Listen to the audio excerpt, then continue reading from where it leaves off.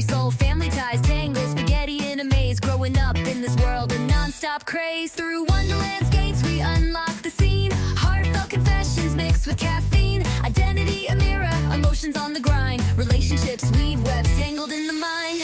Dad had a dad joke, mom had a battle cry. Bro screaming GTA, sister waving goodbye. Chaos at the dinner table, feelings hit the wall. Trying to grow tall, but the ceiling's way too small.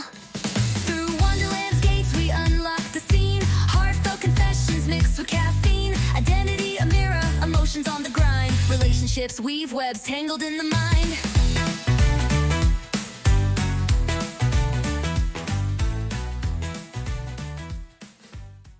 Welcome to Wonderland Unlocked. I'm so glad you're here, especially today, because this is the final chapter in our family series, and it's a big one. Beyond Wonderland, healing and moving forward in family shadow. This episode is for anyone who's ever wondered, how do I carry my past without being crushed by it? How do I honor where I've been without staying stuck in it? And how do I move forward when parts of me still look back? If your family story has shaped you in painful ways, if you've done the work to break cycles, find your voice, and build your support system, then what? Then comes this part, the beyond. Not erasing what was, but choosing what will be. Even when we've left the house, even when we've stopped calling, even when we've created boundaries, the shadow of family can still follow us. In the way we doubt ourselves, in the way we brace for rejection, in the way we mistrust closeness or silence or softness. Healing doesn't mean the shadow disappears. It means we stop confusing the shadow for the truth. And to do that, we have to name what still lingers. The voice in your head that says, you're too much. The fear that if you mess up, love will vanish. The reflex to explain yourself before anyone even asks. These aren't your flaws. They're your survival strategies, built in a house where your worth was questioned. And they helped you. Until now. What parts of your family shadow still show up in your daily life? Where do you feel them the most? Moving forward doesn't mean pretending nothing happened. It doesn't mean forgiveness if you're not ready. It doesn't mean going back into unsafe spaces with a smile. It means you get to choose the pace of your healing. You get to redefine connection. You get to build rituals and relationships that feel like safety, not performance. Sometimes moving forward looks like therapy. Sometimes it looks like saying no to holidays. Sometimes it looks like feeling joy without guilt.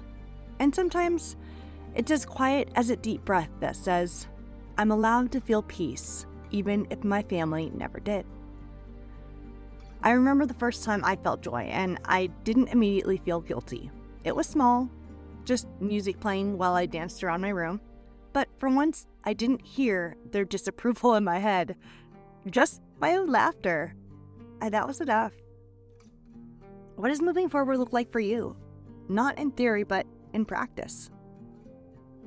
Some of us were raised in Red Queen households, where love sounded like criticism, and every misstep felt like a beheading. Even now, when no one's yelling, you might hear that voice in your head. Not good enough, not right, not lovable unless. That voice isn't you. It's a spell you've been under for a long time. And it's time to break it. You can challenge that voice. You can speak back. You can say, I'm allowed to be imperfect and still be worthy of love. Because no one heals by becoming perfect. We heal by becoming free. Write down one family message that still haunts you. Now, rewrite it in your own words that honor your truth, not their projection. One of the hardest parts of moving forward is grieving the fantasy. The idea that maybe someday they'll change. That one perfect conversation will finally make all the sense. It's okay to want that. It's okay to hope, and it's okay to let that version go. Sometimes peace means accepting the version of family we needed never showed up. And then choosing to show up for ourselves in a way that they never could. That's not giving up. That's growing up. Not in bitterness, but in clarity.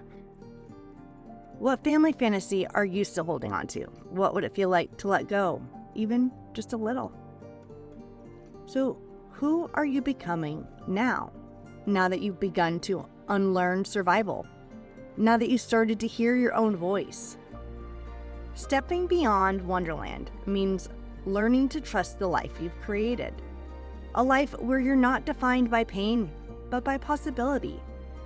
Maybe you're learning how to reset without shame, or love without fear, or exist without needing to prove your worth. You are not the person they told you to be. You are the person you've been slowly remembering all along. This is where the healing turns into becoming. Say this with me. I am allowed to move forward, even if they never change. I am more than what my family couldn't give me. I carry lessons, not legacies. I am building a life that feels like mine. I am not alone. Healing doesn't promise a fairy tale ending. It promises honesty. And honesty makes space for joy, for grief, for rest, for new beginnings. Maybe family still triggers you sometimes. Maybe you still freeze in moments that don't make sense. That's okay. You're not behind. You are not broken. You are becoming. And every time you choose softness over shame, boundaries over burnout, truth over silence, you are moving forward. Not out of Wonderland, but through it, with eyes open, heart grounded, and a story that is still unfolding. Thank you for walking through this series with me. If today's episode stirred something in you, good or hard, take your time, journal, walk, cry, dance even. Whatever helps you integrate, not just hear. And remember, family may have been your beginning, but it doesn't have to define your end. Until next time, keep unlocking, keep healing, and keep trusting that you're allowed to write the next chapter your way.